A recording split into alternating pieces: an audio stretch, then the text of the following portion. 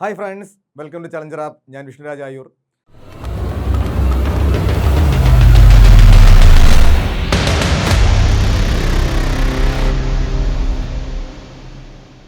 നമ്മളിന്ന് weekly current affairs ആണ് discuss ചെയ്യുന്നത്. നമ്മുടെ ചലഞ്ചർ ആപ്പിൻ്റെ ഇനി മുതൽ എല്ലാ ആഴ്ചയും വീക്കിലി കറണ്ട് അഫയേഴ്സ് ഉണ്ടായിരിക്കും. അപ്പോൾ നിങ്ങൾക്ക് ആ ആഴ്ചത്തെ ഏറ്റവും പ്രധാനപ്പെട്ട കറണ്ട് അഫയേഴ്സ് എല്ലാം നിങ്ങൾക്ക് കിട്ടും. അപ്പോൾ നമുക്ക് ക്ലാസ്സിലേക്ക് പോകാം. അപ്പോൾ നമ്മുടെ 2026 ഏപ്രിൽ മാസം മുതലാണ് വീക്കിലി കറണ്ട് അഫയേഴ്സ് സ്റ്റാർട്ട് ചെയ്യുന്നത്. അപ്പോൾ ഏപ്രിൽ 1 തീയതിയുള്ള കറണ്ട് അഫയേഴ്സ് ആണ് ആദ്യം നമ്മൾ നോക്കാൻ പോകുന്നത്. ചോദ്യം ശ്രദ്ധിക്കുക. ഇന്ത്യയുടെ വരാനിരിക്കുന്ന സെൻസസ് പ്രവർത്തനങ്ങളെക്കുറിച്ച് ജനങ്ങളിൽ അവബോധം സൃഷ്ടിക്കുന്നതിനായി ആരെയാണ് ബ്രാൻഡ് അംബാസഡറായി തിരഞ്ഞെടുത്തത്? 4 ഓപ്ഷൻസ് ഉണ്ട്. Option A Manu Bhaker, option B Sudarshan Patnaik, option C Amitabh Bachchan, option D Sachin Tendulkar. ഉത്തരമാണ് option B Sudarshan Patnaik. Okay, ഉത്തരമാണ് ഓപ്ഷൻ ബി സുദർശൻ പട്നായിക്. അദ്ദേഹം അറിയപ്പെടുന്ന ഒരു മണൽ ഉപയോഗിച്ച് സാൻഡ് ആർട്ടിസ്റ്റ് ആണ്. ഓക്കെ, അപ്പോൾ അദ്ദേഹത്തിനെയാണ് തിരഞ്ഞെടുത്തിരിക്കുന്നത്. അപ്പോൾ സുദർശൻ പട്നായിക് ലോക പ്രശസ്തനായിട്ടുള്ള സാൻഡ് ആർട്ടിസ്റ്റ് ആണ്, മണൽ ശില്പിയാണ്. ഓക്കെ, സ്വദേശം ഒഡീഷ. കലാരംഗത്തെ അദ്ദേഹത്തിന്റെ സംഭാവനകൾ പരിഗണിച്ച് 2014 അദ്ദേഹത്തിന് ഇന്ത്യ ഗവൺമെന്റ് പത്മശ്രീ നൽകി ആദരിച്ചു. ഓക്കെ, ഇന്ത്യയുടെ ചരിത്രത്തിലെ 16ാമത് സെൻസസ് ആണ് 2020 നടക്കാൻ പോകുന്നത്. അപ്പോൾ ചോദിക്കും, ഇന്ത്യയിൽ അവസാനമായിട്ട് സെൻസസ് നടന്ന വർഷം ഏത്? 2011. ഇന്ത്യയിൽ അവസാനമായിട്ട് സെൻസസ് നടന്ന വർഷമാണ് 2011. ഓരോ 10 വർഷം കൂടുമ്പോഴാണ് സെൻസസ് നടക്കുന്നത്. അപ്പോൾ 2011 കഴിഞ്ഞാൽ പിന്നെ 2021 നടത്തേണ്ടത്. പക്ഷേ കോവിഡ് കാരണം നടത്താൻ പറ്റിയില്ല, പിന്നെ നീണ്ടു പോയി. അപ്പോൾ ആ സെൻസസ് ആണ് ഇപ്പോൾ 2016 ആരംഭിച്ചിട്ടുണ്ട്, 2027 പൂർത്തിയാകും. ഓക്കെ, അപ്പോൾ അതാണ് അതിൻ്റെ പ്രത്യേകത. ഇന്ത്യയുടെ ചരിത്രത്തിലെ 16ാമത് സെൻസസ് ആണ് 2027 നടക്കുന്നത്. ഇതിൻ്റെ പ്രധാന പ്രത്യേകതകൾ ഇവയാണ്. ആദ്യ ഡിജിറ്റൽ സെൻസസ്. അപ്പോൾ നമ്മുടെ ഇന്ത്യയിൽ ആദ്യമായിട്ടാണ് ഡിജിറ്റൽ സെൻസസ് നടത്തുന്നത്. ഓക്കെ, പേപ്പർ ഫോമുകൾക്ക് പകരം മൊബൈൽ ആപ്പുകൾ ഉപയോഗിച്ചുള്ള വിവരശേഖരണമാണ് നടത്തുന്നത്. സ്വയം വിവരശേഖരണം, സെൽഫ് ഇനുമറേഷൻ, വ്യക്തികൾക്ക് സ്വന്തമായി വിവരങ്ങൾ ഓൺലൈൻ പോർട്ടലിൽ രേഖപ്പെടുത്താനുള്ള സൗകര്യം ഒരുക്കിയിട്ടുണ്ട്. 2 ഘട്ടങ്ങളാണുള്ളത്. ആദ്യത്തെ ഘട്ടമാണ് വീട് പട്ടികപ്പെടുത്തൽ, ഹൗസ് ലിസ്റ്റിംഗ്. ഇത് 2026 ഏപ്രിൽ 1 മുതൽ സെപ്റ്റംബർ വരെ നടക്കും. രണ്ടാമത്തേതാണ് ജനസംഖ്യാ കണക്കെടുപ്പ്, പോപ്പുലേഷൻ എന്യൂമറേഷൻ. 2027 ഫെബ്രുവരിയിൽ നടക്കും.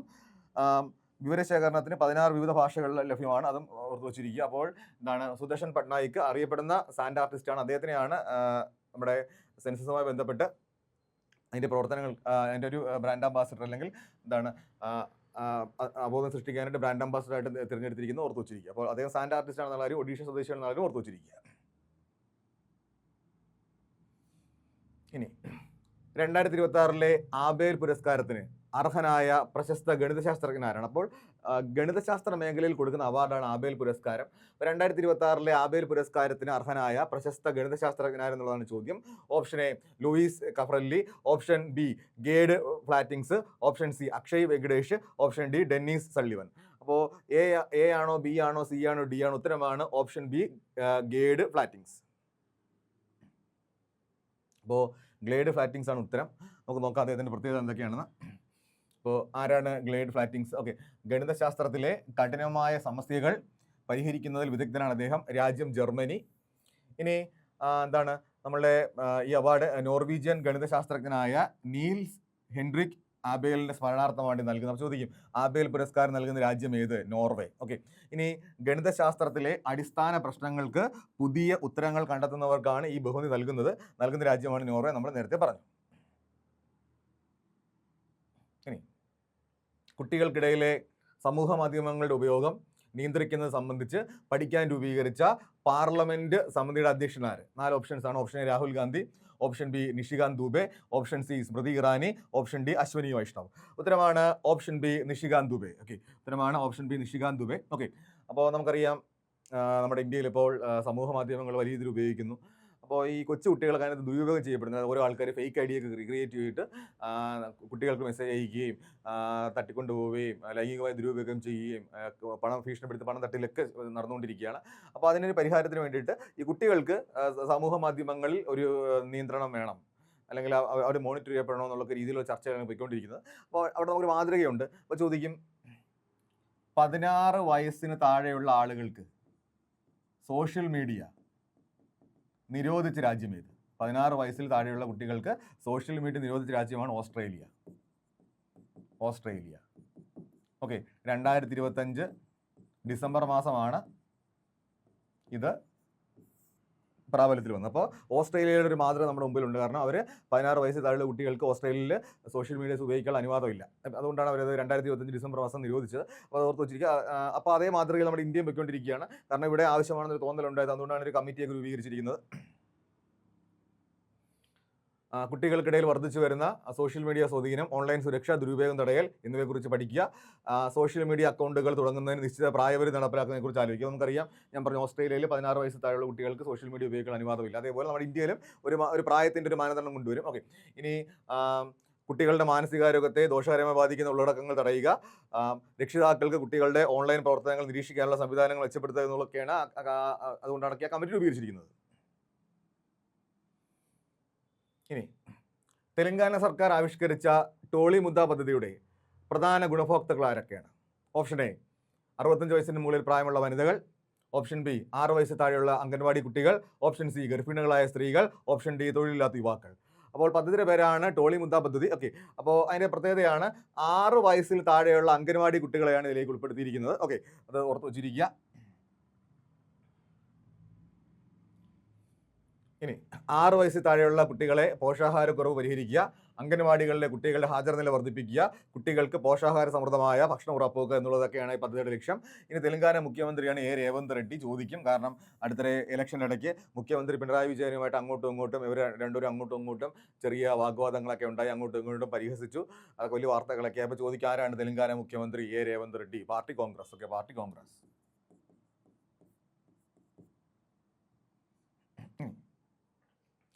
ഇന്ത്യൻ കളരിപ്പയറ്റ് ഫെഡറേഷന്റെ നേതൃത്വത്തിൽ നടന്ന 18ാമത് ദേശീയ കളരിപ്പയറ്റ് ചാമ്പ്യൻഷിപ്പിൽ ഓവറോൾ ചാമ്പ്യന്മാരായ സംസ്ഥാനം ഏത്? Option A Tamil Nadu, option B Kerala, option C Karnataka, option D Haryana. അപ്പോൾ ഇന്ത്യൻ കളരിപ്പയറ്റ് ഫെഡറേഷന്റെ നേതൃത്വത്തിൽ നടന്ന ദേശീയ കളരിപ്പയറ്റ് ചാമ്പ്യൻഷിപ്പിൽ ഓവറോൾ ചാമ്പ്യന്മാരായ സംസ്ഥാനമാണ് കേരളം.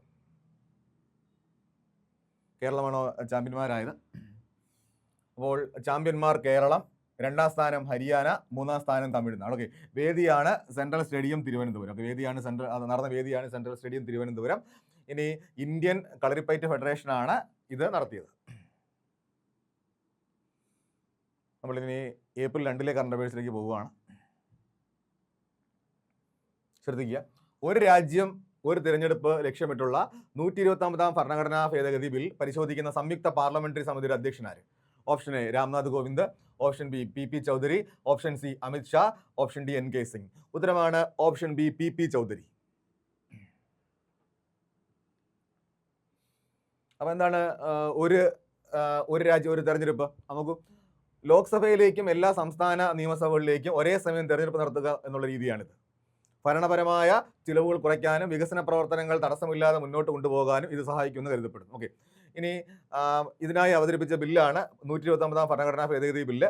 സംയുക്ത പാർലമെന്ററി സമിതി ഈ ബില്ല് വിശദമായി പരിശോധിക്കുന്നതിന് രൂപീകരിച്ച സമിതിയാണ്. സമിതി അധ്യക്ഷനാണ് പി ചൗധരി. അപ്പോൾ പാർലമെന്റ് മെമ്പറാണ് പി ചൗധരി. ഓക്കെ, BJP മെമ്പറാണ്. അപ്പോൾ അദ്ദേഹമാണ് ഇത് പരിശോധിക്കുന്നതിനുള്ള സമിതിയുടെ അധ്യക്ഷൻ എന്ന് പറയുന്നത്. അപ്പോൾ നമുക്കറിയാം, പല സംസ്ഥാനങ്ങളിലും പല സമയത്താണ് തെരഞ്ഞെടുപ്പ്. ഒരേ സമയം 4-5 സംസ്ഥാനങ്ങളിൽ തെരഞ്ഞെടുപ്പ് നടക്കും. പിന്നെ അപ്പം എന്ന് വെച്ചാൽ ഈ ഓരോ സ്ഥലത്തും ഓരോ സമയത്താണ് തെരഞ്ഞെടുപ്പ്. അപ്പോൾ സ്വാഭാവികമായിട്ടും ഇലക്ഷൻ്റെ പ്രചാരണം അതിൻ്റെ ചെലവുകളെല്ലാം ഓരോ സ്ഥലത്തും, ഉദാഹരണം നരേന്ദ്രമോദി രാഹുൽ ഗാന്ധിയൊക്കെ അവരെല്ലാ സംസ്ഥാനങ്ങളിലും ഇലക്ഷൻ പ്രചാരണത്തിന് പോകും. അപ്പോൾ സ്വാഭാവികമായിട്ടും ഒരേ സമയമാണ് ഇലക്ഷൻ എങ്കിൽ അവർക്കാണെങ്കിൽ ഒരു സമയത്ത് ആ ഇലക്ഷൻ സമയത്ത് മാത്രം ഇൻവോൾവ് ആയാൽ മതി. അല്ലെങ്കിൽ എന്ന് വെച്ചാൽ നമ്മുടെ ഇന്ത്യയിൽ എന്ന് വെച്ചാൽ എല്ലാ മാസം ഏതെങ്കിലും സംസ്ഥാനത്ത് ഇലക്ഷൻ കാണും. ഇപ്പോൾ നമുക്കറിയാം, നമ്മുടെ പഞ്ചായത്ത് ഇലക്ഷന് ഗ്രാമപഞ്ചായത്തിലേക്ക് ഇലക്ഷനുണ്ട്, ബ്ലോക്ക് പഞ്ചായത്തിലേക്കുണ്ട്, ജില്ലാ പഞ്ചായത്തിലേക്കുണ്ട്. അപ്പോൾ ഒരു ബൂത്തിൽ തന്നെ 3 മെഷീൻ വെച്ചിരിക്കുന്നു. നമ്മൾ 3 എണ്ണത്തിലും പോയി വോട്ട് ചെയ്യുന്നു. അതേപോലെ ഇപ്പോൾ കേരളത്തിൽ ലോക്സഭാ ഇലക്ഷനും നിയമസഭാ ഇലക്ഷനും ഒരു ദിവസമാണെങ്കിൽ നമുക്ക് ഒരു ദിവസം കൊണ്ട് ബുദ്ധിമുട്ട് വരും. ഒരു റൂമിനകത്ത് 2 വോട്ടിംഗ് മെഷീൻ വെച്ചാൽ മതി. നമ്മൾ നിയമസഭയിലൊരു വോട്ട് ചെയ്യുന്നു, തൊട്ടപ്പുറത്ത് ലോക്സഭയിലേക്ക്. അതേപോലെ എല്ലാ സംസ്ഥാനങ്ങളിലും ഒരേ സമയം ലോക്സഭാ ഇലക്ഷനും നിയമസഭാ ഇലക്ഷനും. അതാണ് അവരുടെ ഉദ്ദേശം. അവർ പറയുന്നതെന്ന് വെച്ച് കഴിഞ്ഞാൽ, അങ്ങനെ നടത്തി കഴിഞ്ഞാൽ ചിലവ് കുറയും, പിന്നെ നേതാക്കന്മാരുടെ ഓട്ടം കുറയും, അങ്ങനെയൊക്കെയാണ് പറയും. പിന്നെ ഭരണ സൗകര്യം, കാരണം ആ ഇലക്ഷൻ്റെ പിന്നെ ഒരു 5 വർഷം കഴിഞ്ഞ് അടുത്ത ഇലക്ഷനുള്ളൂ. അപ്പോൾ ആ ഒരു തിരക്കുകൾ കുറയും. അപ്പോൾ അതിനൊക്കെ വേണ്ടിയിട്ടുള്ള ഒരു സംവിധാനമാണ് ഈ വൺ നാഷൻ വൺ ഇലക്ഷൻ എന്ന് പറയുന്നത്. ഓക്കെ, അപ്പോൾ ലോക്സഭയിലേക്കും എല്ലാ സംസ്ഥാന നിയമസഭകളിലേക്കും ഒരേ സമയം തെരഞ്ഞെടുപ്പ് നടത്തുന്ന രീതിയാണിത്. ഭരണപരമായ ചിലവുകൾ കുറയ്ക്കാനും വികസന പ്രവർത്തനങ്ങൾ തടസ്സമില്ലാതെ മുന്നോട്ട് കൊണ്ടുപോകാനും ഇത് സഹായിക്കുമെന്ന് കരുതപ്പെടുന്നു. ഇനി ഇതിനായി അവതരിപ്പിച്ച ബില്ലാണ് 120ാമത് ഭരണഘടനാ ഭേദഗതി ബില്ല്. അപ്പോൾ അതിന്റെ സംയുക്ത പാർലമെന്ററി സമിതിയുടെ ചെയർമാനാണ് പി ചൗധരി.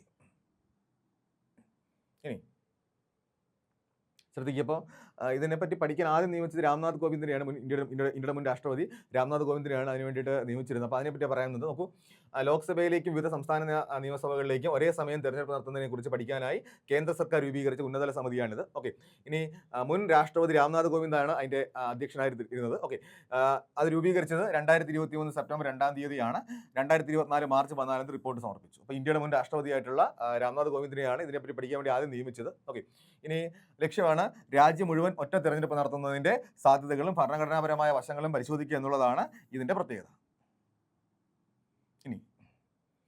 ഇനി ശ്രദ്ധിക്കുക, ഇന്ത്യൻ വ്യോമസേനയുടെ ആദ്യത്തെ ഹെലികോപ്റ്റർ ഡ്രോപ്പ്ഡ് ഡ്രോൺ പദ്ധതിയുടെ പേരെന്ത്? Option A Vayushakti, option B Vayuban, option C Akash drone, option D Astragaruda. ഉത്തരമാണ് ഓപ്ഷൻ ബി വായുബാൺ.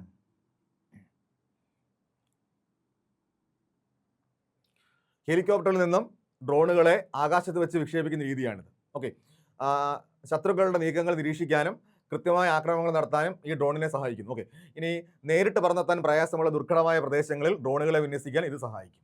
ഇതാണ് ഇതിന്റെ പ്രത്യേകത. സ്ത്രീകൾക്കും കുട്ടികൾക്കുമെതിരെയുള്ള പരാതികൾക്കും നീതി നിഷേധങ്ങൾക്കും വേഗത്തിൽ പരിഹാരം കാണുന്നതിനായി ദേശീയ വനിതാ കമ്മീഷൻ സംഘടിപ്പിക്കുന്ന പ്രത്യേക പരിപാടിയുടെ പേരെന്ത്?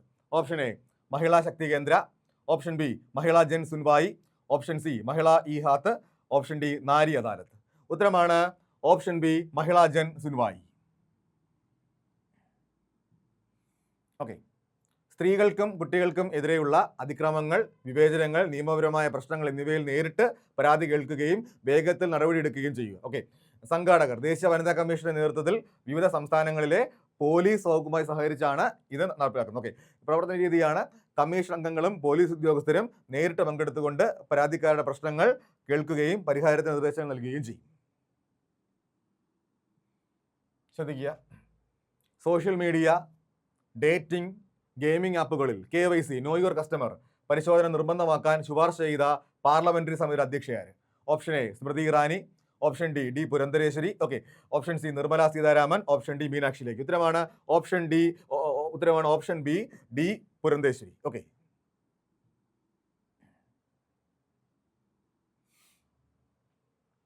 KYC നിർബന്ധമാക്കുക. ബാങ്ക് അക്കൗണ്ടുകൾക്ക് സമാനമായി സോഷ്യൽ മീഡിയ, ഡേറ്റിംഗ്, ഗെയിമിംഗ് ആപ്പുകൾ എന്നിവയിലും ഉപഭോക്താക്കളുടെ ഐഡന്റിറ്റി പരിശോധിക്കണം. ഓക്കെ, ഇനി വ്യാജ അക്കൗണ്ടുകൾ തടയുക. ആൾമാറാട്ടം, വ്യാജ അക്കൗണ്ടുകൾ വഴിയുള്ള തട്ടിപ്പുകളും ഇല്ലാതാക്കാൻ ഇത് സഹായിക്കും. ചില ആൾക്കാരൊക്കെ എന്ന് വെച്ചാൽ ഫേക്ക് അക്കൗണ്ടൊക്കെ സൃഷ്ടിച്ചിട്ട് ആൾക്കാരെ പറ്റിച്ച് പണമൊക്കെ തട്ടിയെടുക്കും. ഓക്കെ, അപ്പോൾ അതൊക്കെ ഒഴിവാക്കാൻ വേണ്ടിയിട്ടുള്ള സംവിധാനമാണ്. ഓക്കെ, ഇനി കുട്ടികളുടെ സുരക്ഷ, ഡേറ്റിംഗ്, ഗെയിമിംഗ് ആപ്പുകളിൽ പ്രായപരിധി ഉറപ്പാക്കാനും കുട്ടികളെ ദുരുപയോഗം ചെയ്യുന്നത് തടയാനും ലക്ഷ്യമിടുന്നു. നമ്മൾ ഇനി ഏപ്രിൽ 3-ാം തീയതി കറണ്ട് അഫയേഴ്സിലേക്ക് പോവുകയാണ്. 2026 ഏപ്രിൽ ഫിഫ പുറത്തുവിട്ട ഏറ്റവും പുതിയ റാങ്കിങ്ങിൽ ലോക ഫുട്ബോളിൽ 1-ാം സ്ഥാനത്തുള്ള രാജ്യം ഏത്? എന്നിട്ട് വായിക്കുകയാണ്. ഓക്കെ, 2026 ഏപ്രിൽ ഫിഫ പുറത്തുവിട്ട ഏറ്റവും പുതിയ റാങ്കിംഗ് പ്രകാരം ലോക ഫുട്ബോളിൽ 1-ാം സ്ഥാനത്തെത്തിയ രാജ്യം ഏതാണ്? Option A Argentina, option B Brazil, option C France, option D England. ഉത്തരമാണ് ഓപ്ഷൻ സി ഫ്രാൻസ്. ഓക്കെ, അപ്പോൾ നമ്മളുടെ ഫിഫയുടെ ഏറ്റവും പുതിയ റാങ്കിങ് ആണ്. 1-ാം സ്ഥാനം ഫ്രാൻസ്, 2-ാം സ്ഥാനം അർജന്റീന, 3-ാം സ്ഥാനം സ്പെയിൻ. ഫിഫയുടെ ഫുൾ ഫോമാണ് federation international de football association. Okay, ആസ്ഥാനമാണ് സൂറിച്ച്, സ്വിറ്റ്സർലൻഡ്. അപ്പോൾ നമ്മുടെ ലോകത്ത് ഫുട്ബോൾ നിയന്ത്രിക്കുന്ന ഏജൻസിയാണ്, സംഘടനയാണ് ഫിഫ. ഫുൾ ഫോമാണ് federation international de football association. Okay, ആസ്ഥാനമാണ് സൂറിച്ച്, സ്വിറ്റ്സർലൻഡ്. ഇനി ട്രാൻസ്ജെൻഡർ വനിതാ വിഭാഗം കായിക മത്സരങ്ങളിൽ പങ്കെടുക്കുന്നതുമായി ബന്ധപ്പെട്ട് അന്താരാഷ്ട്ര ഒളിമ്പിക് കമ്മിറ്റി വിലക്കേർപ്പെടുത്തിയത് ഏത് ഒളിമ്പിക്സ് മുതലാണ് പ്രാബല്യത്തിൽ വരുന്നത്? അതായത് എന്താണ്? ട്രാൻസ്ജെൻഡർ വനിതകൾക്ക് വനിതാ വിഭാഗം കായിക മത്സരങ്ങളിൽ പങ്കെടുക്കുന്നതുമായി ബന്ധപ്പെട്ട് അന്താരാഷ്ട്ര ഒളിമ്പിക് കമ്മിറ്റി വിലക്കേർപ്പെടുത്തിയത് ഏത് ഒളിമ്പിക്സ് മുതലാണ് പ്രാബല്യത്തിൽ? അതായത് ഇനി മുതൽ അവർക്ക് വനിതകളുമായിട്ട് ചേർന്ന് വനിതകളുടെ കാറ്റഗറിയിൽ മത്സരിക്കാൻ പറ്റത്തില്ല. അതാണ് എൻ്റെ പ്രത്യേകത. ഓക്കെ, ഉത്തരമാണ് 2028 ലോസ് ഏഞ്ചൽസ് ഒളിമ്പിക്സ്. ഉത്തരമാണ് 2028 ലോസ് ഏഞ്ചൽസ് ഒളിമ്പിക്സ്. ഓക്കെ, അടുത്ത പോയിന്റ് ശ്രദ്ധിക്കുക. അടുത്തിടെ ലേലത്തിൽ റെക്കോർഡ് തുകയായ 167 കോടി രൂപയ്ക്ക് വിറ്റഴിക്കപ്പെട്ട യശോദയും കൃഷ്ണനും എന്ന ചിത്രം ആരുടെ സൃഷ്ടിയാണ്? Option A Nandalal Bose, option B Raja Ravi Varma, option C MF Hussain, option D Amrita Shergil. ഉത്തരമാണ് option B Raja Ravi Varma. Okay, അപ്പോൾ 167 കോടി രൂപയ്ക്ക് അടുത്താണ് ഇത് കിട്ടിയത്. ഓക്കെ, അപ്പോൾ ഇതാണ് ചിത്രം, രാജ രവിവർമ്മ ഒരു ചിത്രമാണ്. അപ്പോൾ 167.2 കോടി രൂപ, അതായത് അത്രയും റെക്കോർഡ് തുകയാണ്. അതായത് എന്താണ്, നമ്മളുടെ ഒരു ഇന്ത്യൻ ചിത്രകാരന്റെ ചിത്രത്തിന് ആഭ്യന്തര ലേല വിപണിയിൽ ലഭിക്കുന്ന ഏറ്റവും ഉയർന്ന തുകയാണിത്. ഓക്കെ, അതിൻ്റെ പ്രത്യേകത. അപ്പോൾ നമുക്കറിയാം, നമ്മുടെ ഇത് വാങ്ങിച്ച ആളുടെ പേരാണ് സൈറസ് പൂനെവാല. നമ്മളുടെ സെറം ഇൻസ്റ്റിറ്റ്യൂട്ട് ഓഫ് ഇന്ത്യ എന്ന് പറയുന്ന സ്ഥാപനത്തിന്റെ മേധാവിയാണ്. Serum institute of India. നമ്മുടെ കോവിഷീൽഡ്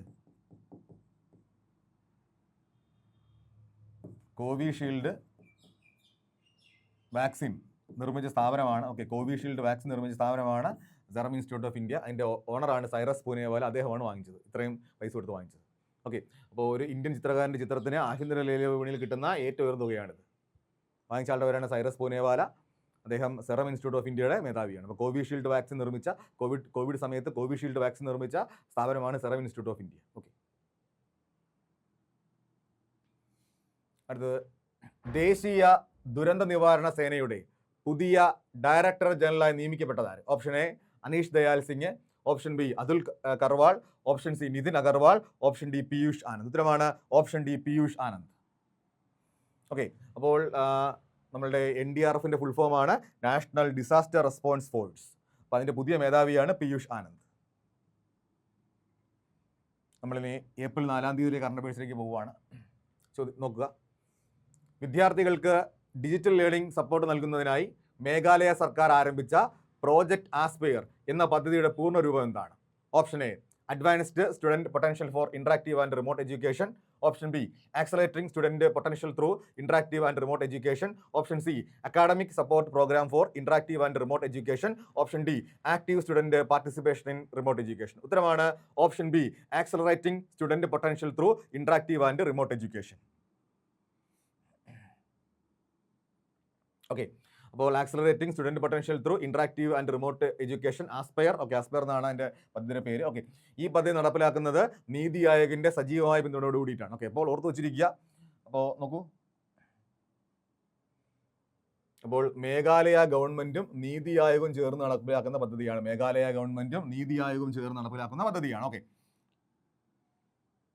ഇനി ഗ്രാമീണ മേഖലകളിലെ വിദ്യാർത്ഥികൾക്ക് പോലും ഉയർന്ന നിലവാരമുള്ള ഡിജിറ്റൽ വിദ്യാഭ്യാസം നൽകുക എന്നുള്ളതാണ് ഈ പദ്ധതിയുടെ പ്രത്യേകത. ഓക്കെ, പുറത്തു വെച്ചിരിക്കുക, ഗ്രാമീണ മേഖലകളിലെ വിദ്യാർത്ഥികൾക്ക് പോലും ഉയർന്ന നിലവാരമുള്ള ഡിജിറ്റൽ വിദ്യാഭ്യാസവും കോച്ചിങ് ലഭ്യമാക്കുക എന്നുള്ളതാണ് ഈ പദ്ധതിയുടെ പ്രത്യേകത.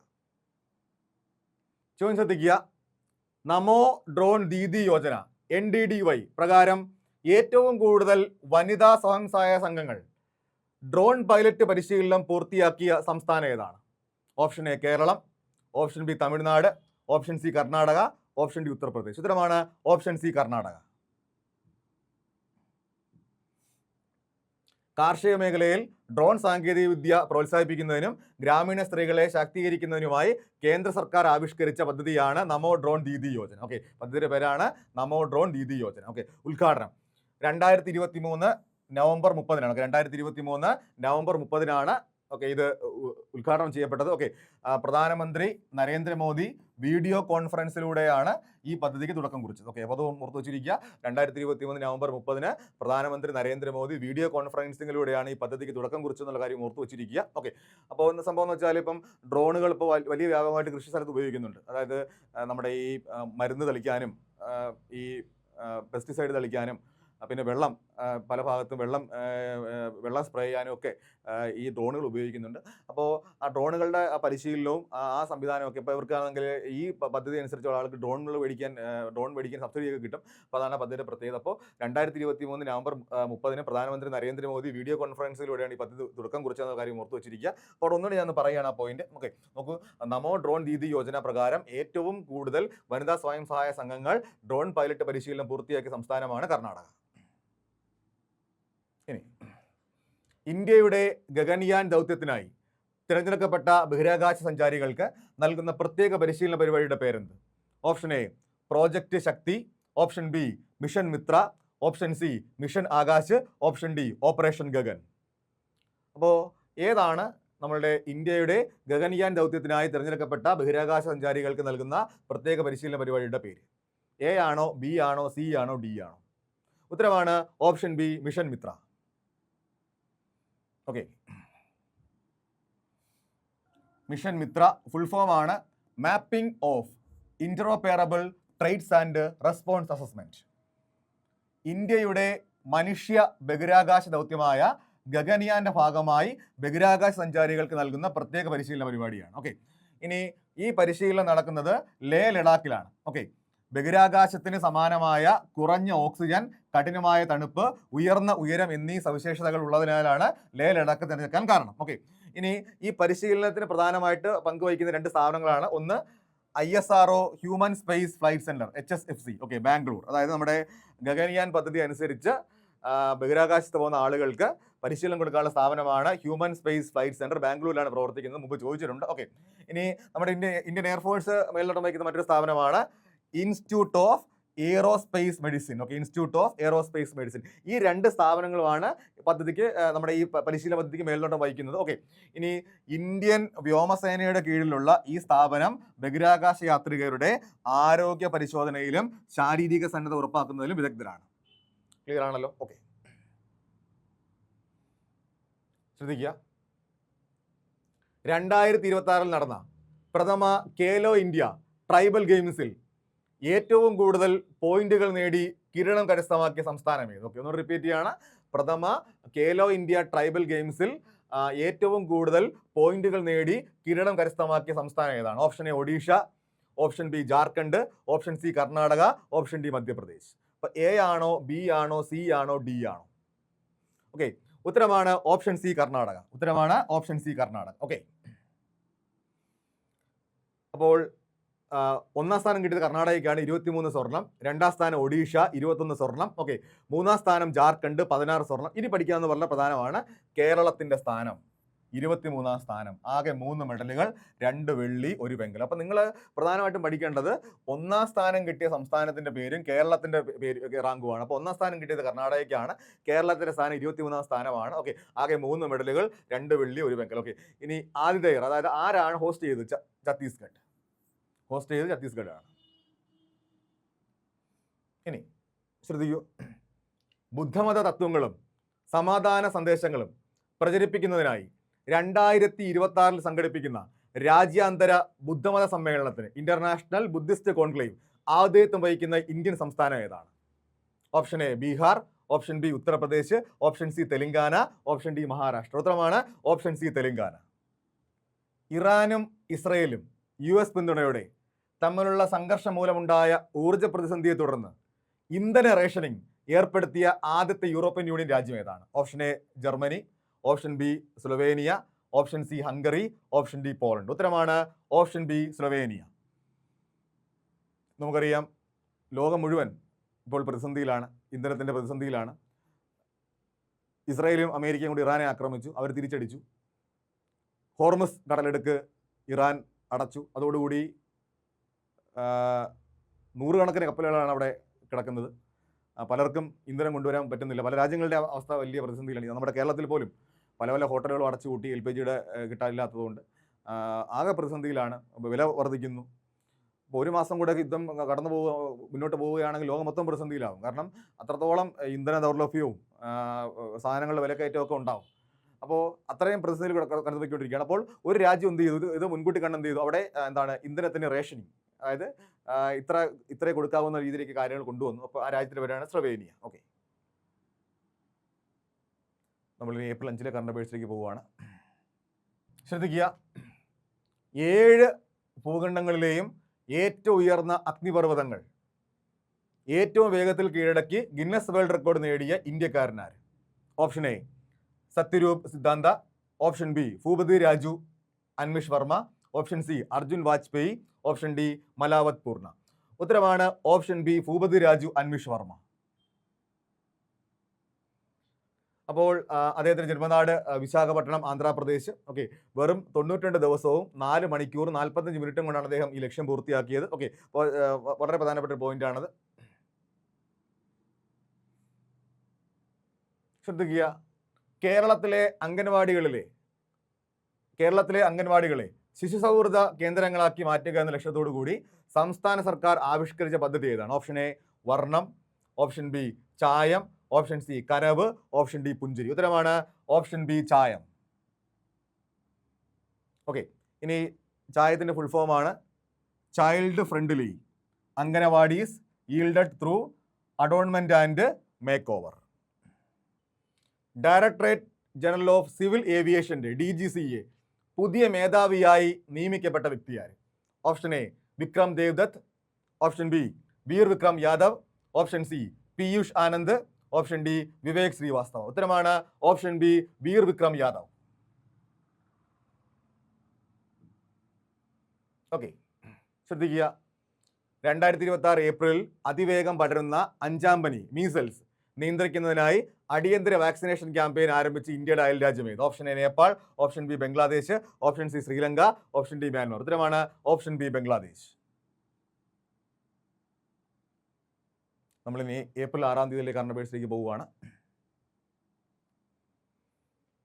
2026 ഏപ്രിലിൽ കേന്ദ്ര വിദ്യാഭ്യാസ മന്ത്രാലയത്തിൽ നിന്നും കൽപ്പിത സർവകലാശാല പദവി ലഭിച്ച പ്രമുഖ ദേശീയ വിദ്യാഭ്യാസ സ്ഥാപനം ഏത്? Option A CBSE, option B UGC, option C NCERT, option D AICTE. ഉത്തരമാണ് option C NCERT. Okay, NCERT full form ആണ് national council of education research and training. എന്താ NCERTയുടെ പ്രത്യേകത? 1ാം ക്ലാസ് മുതൽ +2 വരെ CBSE പാഠപുസ്തകങ്ങൾ തയ്യാറാക്കുന്ന സ്ഥാപനമാണ് NCERT. അപ്പോൾ 1ാം ക്ലാസ് മുതൽ +2 വരെ CBSE പാഠപുസ്തകങ്ങൾ തയ്യാറാക്കുന്ന സ്ഥാപനമാണ് NCERT. ഫുൾ ഫോം ആണ് national council of education research and training. ഇനി അനധികൃത നിക്ഷേപങ്ങളെക്കുറിച്ച് പരാതിപ്പെടാനും വിവരങ്ങൾ തേടാനുമായി സചേത് എന്ന പോർട്ടൽ ആരംഭിച്ച സ്ഥാപനം ഏതാണ്? Option A SEBI, option B state bank of India, option C reserve bank of India, option D Niti Aayog. ഉത്തരമാണ് option C reserve bank of India. ഇനി 2026 ഏപ്രിലിൽ ഇന്ത്യൻ നാവികസേനയുടെ ഭാഗമായ ഇന്ത്യയുടെ 3ാമത്തെ അറ്റോമിക് അന്തർവാഹിനി nuclear powered ballistic missile submarine ഏതാണ്? Option A INS Arihant, option B INS Arighaat, option C INS Aridhaman, option D INS Kalvari. ഉത്തരമാണ് option C INS Aridhaman. Okay, അപ്പോൾ നമ്മുടെ ഇന്ത്യയിൽ ന്യൂക്ലിയർ പവേർഡ് ബാലിസ്റ്റിക് മിസൈൽ സബ്മറൈനെ വിളിക്കുന്ന പേരാണ് Arihant series. Okay, Arihant class. അപ്പോൾ ന്യൂക്ലിയർ പവേർഡ് ബാലിസ്റ്റിക് മിസൈൽ സബ്മറൈനിൽ നമ്മുടെ India വിളിക്കുന്ന പേരാണ് അരിഹന്ത് ക്ലാസ്. അപ്പോൾ അതിൽ നിന്ന് 3 പ്രധാനമായിട്ടുള്ളത്. ഓക്കെ, ആദ്യത്തേതാണ് INS അരിഹന്ത് 2016, ഇനി INS അരിഘാട്ട് 2024, INS അരിതമൻ 2026. ഇനി ഇന്ത്യൻ നാവികസേനയുടെ നിലഗിരി ക്ലാസ് പ്രോജക്റ്റ് 17 വിഭാഗത്തിൽപ്പെട്ട 4ാമത്തെ യുദ്ധക്കപ്പൽ ഏത്? Option A INS Udaygiri, option B INS Taragiri, option C INS Himgiri, option D INS Dunagiri. ഉത്തരമാണ് ഓപ്ഷൻ ബി INS താരഗിരി.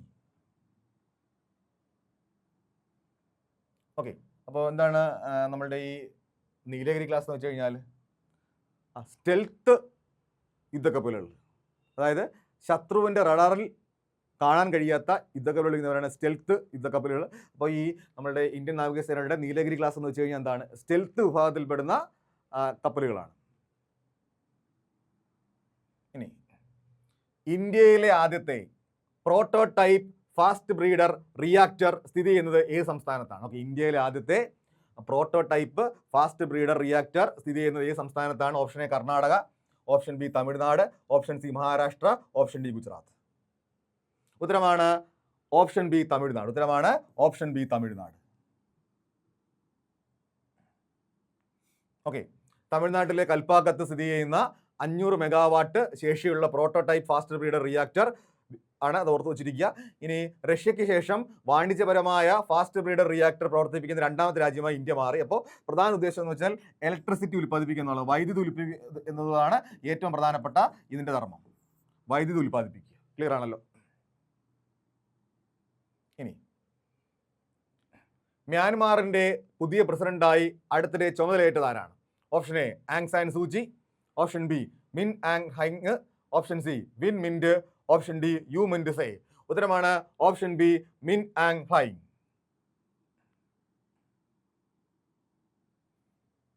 നമ്മളിനി ഏപ്രിൽ 7 തീയതിയിലെ കറണ്ട് അഫയേഴ്സിലേക്ക് പോവുകയാണ്. 2026 ലോകാരോഗ്യ ദിനത്തിന്റെ ഔദ്യോഗിക പ്രമേയം എന്താണ്? Option A our planet our health, option B health for all, option C together for health stand with science, option D my health my right. ഉത്തരമാണ് option C together for health stand with science. Okay, ഒരു point കൂടെ അറിഞ്ഞിരിക്കണം. അപ്പോൾ നമ്മൾ April 7 തീയതിയാണ് ലോകാരോഗ്യ ദിനമായിട്ട് ആചരിക്കുന്നത്. അപ്പോൾ നമ്മുടെ 2026 ലോകാരോഗ്യ ദിനത്തിന്റെ പ്രമേയമാണ് together for health stand with science. ഇനി മനുഷ്യർ, മൃഗങ്ങൾ, പരിസ്ഥിതി എന്നിവയുടെ ആരോഗ്യം പരസ്പര ബന്ധിതമാണെന്ന ആശയത്തിലൂന്നിയ അന്താരാഷ്ട്ര വൺ ഹെൽത്ത് ഉച്ചകോടിക്ക് 2026 വേദിയായ നഗരമേത്? Option A Paris, option B Geneva, option C Lyon, option D Rome. ഉത്തരമാണ് ഓപ്ഷൻ സി ലിയോൺ. ഉത്തരമാണ് ഓപ്ഷൻ സി ലിയോൺ. ഓക്കെ, അപ്പോൾ ലിയോൺ ഏത് രാജ്യത്താണ് സ്ഥിതി ചെയ്യുന്നത്? ഫ്രാൻസ്. ഇനി ഈ ലിയോണിന് മറ്റൊരു പ്രത്യേകത കൂടിയുണ്ട്. എന്താ പ്രത്യേകത? ഇന്റർപോളിന്റെ ആസ്ഥാനം. ഓക്കെ, ഇന്റർപോളിന്റെ ആസ്ഥാനം ഇന്റർനാഷണൽ ക്രിമിനൽ പോലീസ് ഓർഗനൈസേഷൻ, അതാണ് ഇന്റർപോൾ. ലോകത്തിലെ എല്ലാ പോലീസ് സംവിധാനവും കൂടെ സംയോജിച്ചുള്ള സംവിധാനം അറിയപ്പെടുന്നതാണ് ഇന്റർപോൾ. ഇന്റർപോളിന്റെ ആസ്ഥാനമാണ് ലിയോൺ, ഫ്രാൻസ്. ഓക്കെ, അപ്പൊ ചോദിക്കും ഇന്റർപോളിൽ ഇന്ത്യയെ റെപ്രസെന്റ് ചെയ്യുന്ന ആരാണ്? CBI. ഓക്കെ ആണേ. ഇനി 2026 ലോകാരോഗ്യ സംഘടനയിൽ നിന്ന് ഔദ്യോഗികമായി പിന്മാറാൻ തീരുമാനിച്ച തെക്കേ അമേരിക്കൻ രാജ്യം ഏത്? Option A Brazil, option B Chile, option C Argentina, option D Colombia. ഉത്തരമാണ് ഓപ്ഷൻ സി അർജന്റീന. ഓക്കെ, അപ്പോൾ 2026 ലോകാരോഗ്യ സംഘടനയിൽ നിന്ന് ഔദ്യോഗികമായി പിന്മാറാൻ തീരുമാനിച്ച തെക്കേ അമേരിക്കൻ രാജ്യമാണ് അർജന്റീന. അങ്ങനെ നിങ്ങൾ ചോദിക്കും 2026 ലോകാരോഗ്യ സംഘടനയിൽ നിന്ന് ഔദ്യോഗികമായി പിന്മാറിയ വടക്കേ അമേരിക്കൻ രാജ്യം ഏത്?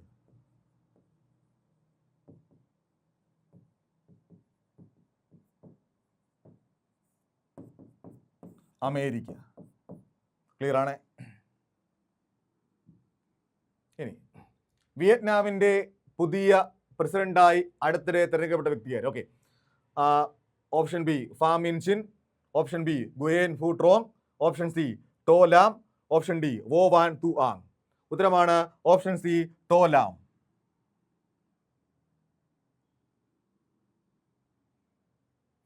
ശ്രദ്ധിക്കുക, 40 വർഷത്തെ നീണ്ട കാത്തിരിപ്പിന് ശേഷം 2026 ലോക ഫുട്ബോളിന് യോഗ്യത നേടിയ പശ്ചിമേഷ്യൻ രാജ്യം ഏത്? Option A Kuwait, option B Iraq, option C Jordan, option D Qatar. ഉത്തരമാണ് ഓപ്ഷൻ ബി ഇറാഖ്. അപ്പോൾ ഇത്രയുമാണ് നമ്മളുടെ ഈ ആഴ്ചത്തെ വീക്ക്ലി കറണ്ട് അഫയേഴ്സ്. ഓക്കെ, അപ്പോൾ നിങ്ങളാണെങ്കിൽ ചലഞ്ചർ ആപ്പിൻ്റെ യൂട്യൂബ് ചാനൽ ലൈക്ക് ചെയ്യുക, ഷെയർ ചെയ്യുക, സബ്സ്ക്രൈബ് ചെയ്യുക. ഇനി മുതൽ എല്ലാ ആഴ്ചയും വീക്ക്ലി കറണ്ട് അഫയേഴ്സ് ഉണ്ടായിരിക്കും. ഒരു പ്ലേലിസ്റ്റ് ആയിട്ട് തന്നെ നമ്മൾ അത് തയ്യാറാക്കുന്നുണ്ട്. ഓക്കെ, നമ്മളുടെ ചലഞ്ചർ ആപ്പിൻ്റെ യൂട്യൂബ് ചാനൽ ലൈക്ക് ചെയ്യുക, ഷെയർ ചെയ്യുക, സബ്സ്ക്രൈബ് ചെയ്യുക.